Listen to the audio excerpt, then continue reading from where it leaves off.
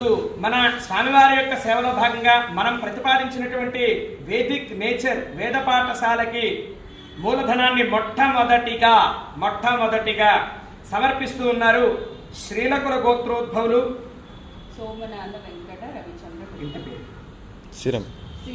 శ్రీరం సోమనాథ వెంకట రవిచంద్ర గుప్తా గారు 1,00,000 రూపాయలు కైంకర్యాన్ని చేసి ఉన్నారు. మూలధనంగా పాఠశాల విద్యార్థులకి ఉపయోగించమని, వారికి దీనిపైన వచ్చేటటువంటి ఆర్జించినటువంటి మూలధనాన్ని మాత్రమే ఖర్చు పెట్టాలని, ఈ యొక్క అసలుని భద్రపరచాలి అని, పాఠశాలకి ఎప్పటికీ ఎన్నటికీ వారి యొక్క విద్యాదానానికి ఉపయోగపడాలి అని చెప్పేసని దంపతులిరువురు కూడా సంకల్పించి సమర్పించారు.